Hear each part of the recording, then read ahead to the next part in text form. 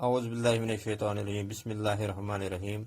ساتویں جماعت کے طلباء و طالبات، السلام علیکم ورحمۃ اللہ وبرکاتہ۔ پیارے بچوں، آپ کو یاد ہوگا کہ ہم آپ کی اردو کتاب میں ایک سبق پڑھ رہے ہیں، برزہمہ کی تاریخی اہمیت۔ یعنی برزہمہ جو کھدائی کے دوران جہاں ایک پرانی بستی پائی گئی، تو اس کے متعلق ہم پڑھ رہے ہیں کہ یہ قدیم بستی جو تھی وہاں کی تہذیب و تمدن کیا تھی۔ تو آج ہم اسی سبق کو آگے بڑھاتے ہیں، صفحہ نمبر 91 پہ۔ ابتدائی دور میں یہ لوگ مٹی کے برتنوں کا استعمال کرتے تھے۔ یعنی شروع میں برزہمہ کی جو قدیم بستی تھی وہاں کے لوگ مٹی کے برتنوں کا استعمال کرتے تھے، وہ مٹی کے برتن بناتے تھے۔ یہاں جو برتن دریافت ہوئے ہیں وہ بے ڈنگ ہیں۔ یعنی برزہمہ میں جو برتن دریافت ہوئے ہیں وہ برتن بے ڈنگ ہیں، سیاہ مائع رنگ کے۔ ان برتن کی باہری سطح پر گھاس کی بنی چٹائیوں کے نشانات ہیں۔ تو ان برتنوں جو سیاہ رنگ کے تھے، سیاہ مائع رنگ کے تھے، ان کی باہری سطح پر گھاس کی بنی چٹائیوں کے نشانات ہیں۔ ہاتھ سے بنائے گئے ان برتنوں کو سکھانے کے لیے شاید چٹائی پہ رکھا جاتا تھا۔ تو ماہرین اندازہ لگاتے ہیں کہ جو برتنوں پہ گھاس کے نشانات پائے جاتے ہیں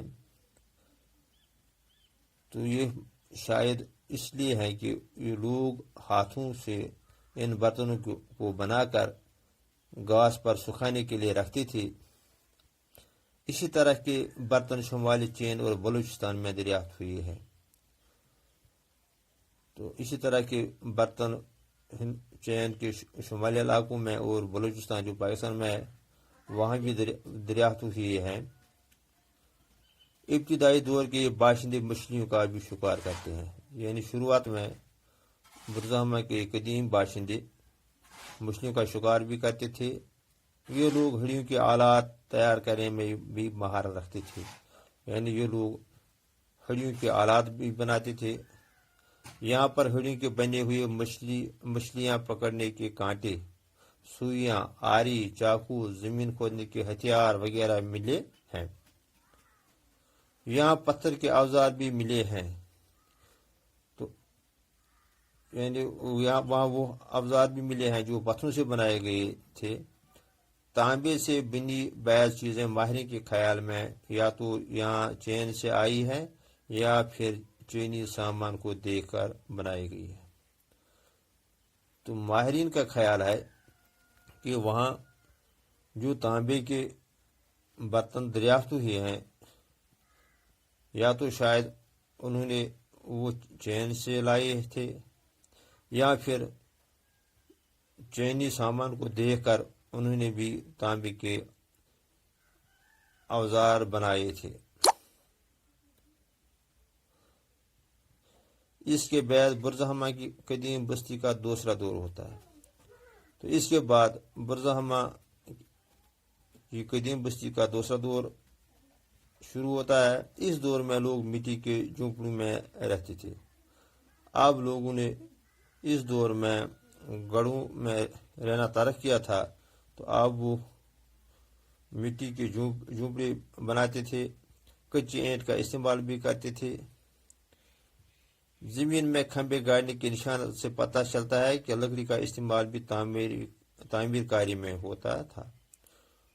تو وہاں جو زمین پہ کھمبے گاڑنے کے نشانات پائے گئے ہیں ان سے اندازہ ہوتا ہے کہ